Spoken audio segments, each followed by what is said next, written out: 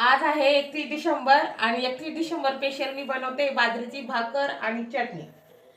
कारण की आज साहेबांना बाजरीची भाकर खायची होती म्हणून, आणि आज एकादशी पण आहे, तर म्हणून काही 31 डिसेंबर स्पेशल वगैरे काही नाही। पण मी ही पण एक पुरणाचं पोळी सारखं जेवण आहे, मी तुम्हाला बनवून दाखवते। भाकर आणि चटणी, कारण की ती आमच्या साहेबांना खूपच जास्त आवडते। ते म्हटले की दुसरं काही नको, 31 डिसेंबर आहे तर माझं पसंतीचं जेवण तुम्हाला बनवून खाऊ घाल।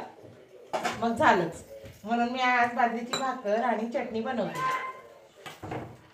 चांगलं पिठाला असं मस्तपैकी रगडून घ्यायचं। बाजरीचं पीठ छान रगडल्यावर अशी मस्त खुशखुशीत आणि छान ही भाकर लागत असते। तुम्ही पण कधी खाल्ली आहे का बाजरीची भाकर आणि चटणी? तर ते मला कमेंट मध्ये नक्कीच सांगा। 2 मिनिटात झटपट होणारी ही भाकर खायला देखील खूप छान लागते। कांदा, लिंबू, चटणी, लोणचं, हे बघा।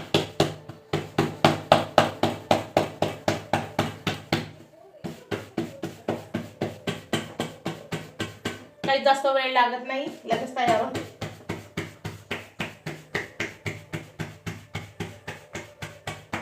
माझा तर आज उपवास आहे आणि मुलं पण बाहेर गेले, तर मग आता साहेबांसाठी काय करायचं म्हणून त्यांच्या आवडीचं जेवण जे मी तयार केलं।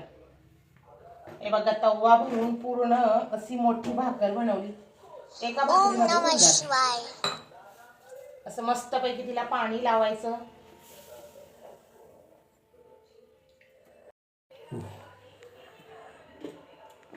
ही बघा किती छान आणि मस्त लुसलुसीत अशी आपली ही भाकर।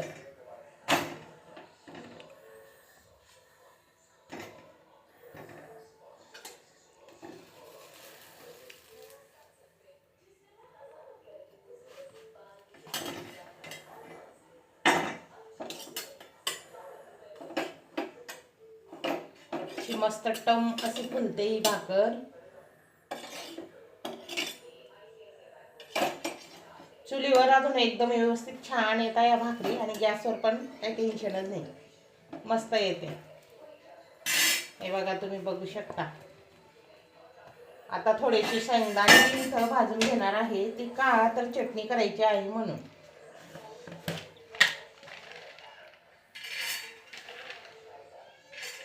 एका जणाला पुरेसे होतात इतके।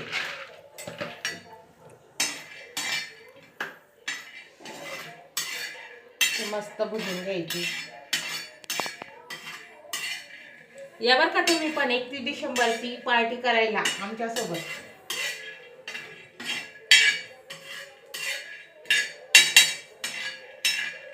हे बघा किती छान आपले भाजले। आता यांना टाकायचं मिक्सरच्या जारमध्ये। थोडंसं मीठ घालायचं।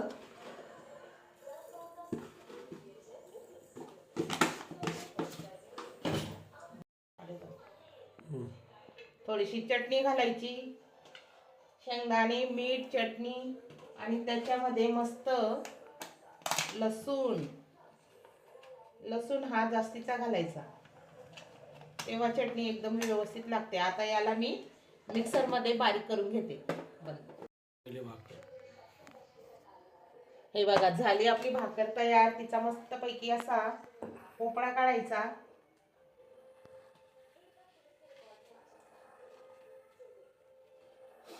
त्याच्यामध्ये घालायची ही चटणी,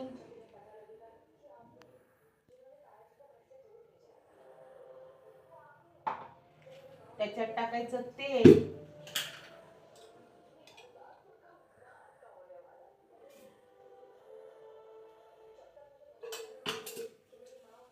इथं घालायचे कांदे आणि ही लिंबाची फोड।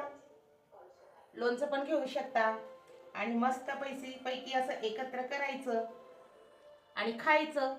चला तर मग या जेवायला। पुन्हा भेटूया एका नवीन व्हिडिओ मध्ये। बाय।